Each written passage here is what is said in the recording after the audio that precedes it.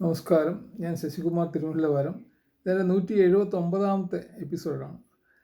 ഇതിൽ ഞാൻ പറയാൻ ഉദ്ദേശിക്കുന്നത് എങ്ങനെ കലിയുഗത്തിൻ്റെ കുഴപ്പങ്ങളിൽ നിന്ന് ഒരു ആത്മാവിന് എളുപ്പത്തിൽ രക്ഷപ്പെടാൻ പറ്റും എന്നുള്ളതിനെ പറ്റിയാണ്.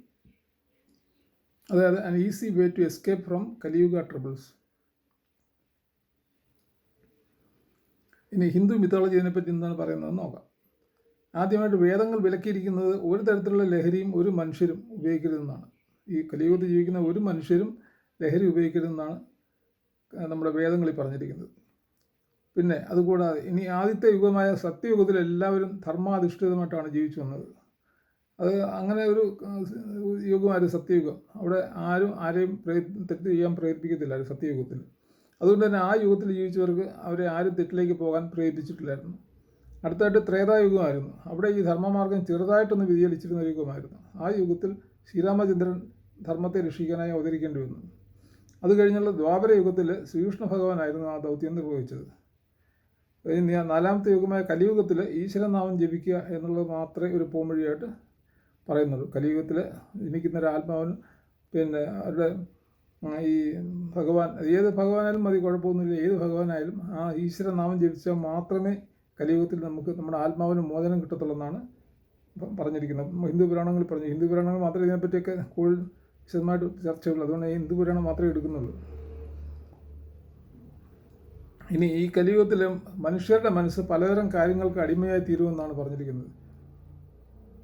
ഈ കലിയുഗത്തിൽ മനുഷ്യരുടെ മനസ്സ് പലതരം കാര്യങ്ങൾക്ക് അടിമയായി തീരുമെന്നാണ് പറഞ്ഞിരിക്കുന്നത്. പലതരം കാര്യങ്ങൾക്ക്, അത് കാമമാകാം, ക്രോധമാകാം, മോഹം, മതം, മാത്സര്യം, ഇവയെല്ലാം ആകാം. പിന്നെ മനോനിയന്ത്രണത്തിനുള്ള എല്ലാത്തരം ആസക്തികളെ അതിജീവിക്കണം. അതിനുള്ള ഒരു പോംവഴി പറഞ്ഞിരിക്കുന്നത് പിന്നെ മനോനിയന്ത്രണത്തോടെ നമ്മളെ എല്ലാത്തരം ആസക്തികളെയും അതിജീവിക്കുകയാണെങ്കിൽ മാത്രമേ നമുക്ക് ഈ കലിയുഗത്തിൽ നമ്മുടെ ആത്മാവിന് മോചനം കിട്ടത്തുള്ളൂ എന്നാണ് പറഞ്ഞിരിക്കുന്നത്. പ്രധാനമായിട്ട് താഴെ പറയുന്ന കാര്യങ്ങളാണ് ശ്രദ്ധിക്കേണ്ടത്. ഒരിക്കലും നമ്മുടേതല്ലാത്ത ഒന്നിനെക്കുറിച്ച് ഒന്നും നമ്മൾ ആഗ്രഹിക്കരുത്. അതായത് ഒരിക്കലും നമ്മുടേതല്ലാത്ത ഒന്നിനെ പറ്റിയും നമ്മൾ വേണമെന്നുള്ള ആഗ്രഹം ഉപേക്ഷിക്കണം. അതായത് നമുക്ക് അവകാശപ്പെട്ട അർഹതപ്പെട്ടത് മാത്രമേ നമ്മൾ ആഗ്രഹിക്കാവൂ. പിന്നെ ഒരിക്കലും ചൂത് കളിക്കരുതെന്നും പറയുന്നുണ്ട്. ഒരിക്കലും ചൂത് കളിക്കാൻ പാടില്ല. ഒരു തരത്തിലുള്ള ചൂതുകളി പാടില്ല. പിന്നെ ഒരിക്കലും ലഹരികൾക്ക് അടിമയാകരുത്. അത് മൂന്നാമത്തെ കാര്യമാണ്. ലഹരികൾക്ക് ഒരിക്കലും അടിമയാകാൻ പാടില്ല. പിന്നെ ഒരിക്കലും മറ്റുള്ളവരെ ശാപമേറ്റ പണം നമ്മൾ ആഗ്രഹിക്കരുത്. അതായത് ഇപ്പോൾ നമ്മൾ ഓരോരുത്തരും പിന്നെ കണ്ടിട്ടില്ലേ, ഓരോരുത്തർ ചതിച്ചും വഞ്ചിച്ചും ഒക്കെ ഓരോ തട്ടിപ്പും ഒക്കെ നടത്തി കാശ് സമ്പാദിക്കുന്നത്. അതൊന്നും ഒരിക്കലും ചെയ്യരുതെന്നാണ്. ഒരിക്കലും നമുക്ക് ഉതകത്തുമില്ല. നമ്മുടെ അടുത്ത തലമുറയ്ക്കും ഇതൊന്നും പ്രയോജനപ്പെടത്തില്ല. പിന്നെ ഈ ലോകം നശ്വരമാണെന്നും ഇവിടെ ഒന്നും നമുക്ക് സമ്പാദിക്കാൻ സാധിക്കില്ലെന്നും ആത്മാവിന് മോചനം, അതായത് ജനന മരണ ചക്രത്തിൽ നിന്നുള്ള മോചനം മാത്രമേ നമുക്ക് ചെയ്യാനുള്ളൂ എന്നും ചിന്തിച്ച് വേണം ഭൗതിക സുഖങ്ങളെ ഉപേക്ഷിക്കേണ്ടത്. എങ്കിൽ മാത്രമേ ഭൗതിക സുഖങ്ങളെ ഉപേക്ഷിക്കാൻ തോന്നത്തുള്ളൂ. ഇനി കലിയുഗത്തിനെ പറ്റി ഭഗവാൻ ശ്രീകൃഷ്ണൻ ഭഗവത്ഗീതയിൽ എന്താണ് പറഞ്ഞിരിക്കുന്നത് നോക്കാം.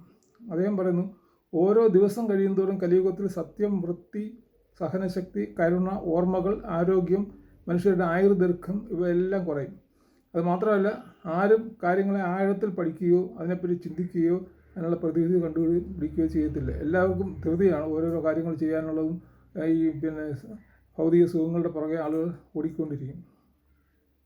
രണ്ടാമതായിട്ട് പണമാണ് എല്ലാത്തിൻ്റെ അടിസ്ഥാനമായി കണക്കാക്കുന്നതെന്ന് ഭഗവാൻ ശ്രീകൃഷ്ണൻ ഭഗവത്ഗീത പറയുന്നുണ്ട്. എല്ലാത്തിൻ്റെ അടിസ്ഥാനം പണമാണ്. അത് നമുക്കറിയാവുന്ന കാര്യം. ഇപ്പോഴത്തെ ഒരു അദ്ദേഹം പിന്നെ ശ്രീകൃഷ്ണ ഭഗവാൻ എത്രയോ 1000 വർഷങ്ങൾക്ക് മുമ്പ് പറഞ്ഞെങ്കിൽ ഇപ്പോഴും ഈ കലിയുഗത്തിൽ നിലനിൽക്കുന്ന ഒരു സത്യമാണ്.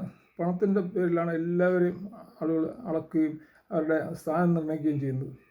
പിന്നെ മൂന്നാമതായിട്ട് സ്ത്രീയും പുരുഷനും തമ്മിൽ സ്നേഹം എന്നത് ഒന്നില്ലാതായിത്തീരും. അതും കറക്റ്റായിട്ടുള്ള കാര്യമാണ്. കാരണം സ്ത്രീയും പുരുഷനും ഈ കുടുംബ കോടതിയിലൊക്കെ എത്രയോ കേസുകൾ വന്ന് കിടക്കുന്നു.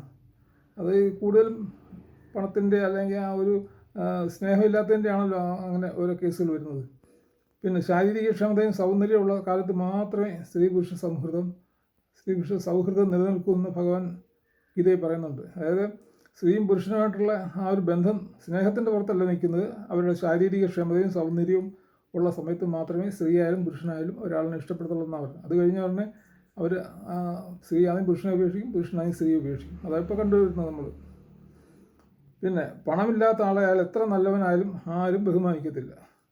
മാത്രമല്ല, ഈ കലിയുഗത്തിൽ എല്ലാവരും ഭൗതിക സുഖങ്ങളെ മാത്രമേ ഇഷ്ടപ്പെടുകയുള്ളൂ. ആരും തന്നെ ആത്മീയ സുഖത്തെപ്പറ്റി ചിന്തിക്കുക പോലും ചെയ്യത്തില്ല ഇക്കാലത്ത്. നമ്മളിപ്പോൾ ഇങ്ങനെയുള്ള കാര്യങ്ങളൊക്കെ പറയുന്ന കേൾക്കുമ്പോൾ പറയും, അവന് മാത്രമേ ഉള്ളൂ ഇങ്ങനെയുള്ള കാര്യങ്ങളൊക്കെ ചിന്തിക്കാൻ. ഞങ്ങൾക്കൊന്നും അതിനുള്ള സമയവുമില്ല, അങ്ങനെയുള്ള താല്പര്യങ്ങളും ഇല്ലെന്ന് എല്ലാവരും പറയും. കാരണം അവർക്കാർക്കും അതിനെപ്പറ്റി ചിന്തിക്കേണ്ട ഒരു കാര്യവുമില്ല. കാരണം എല്ലാം ഭൗതിക സുഖങ്ങളുടെ പുറകെ ഓടുന്ന ആളുകളാണ്.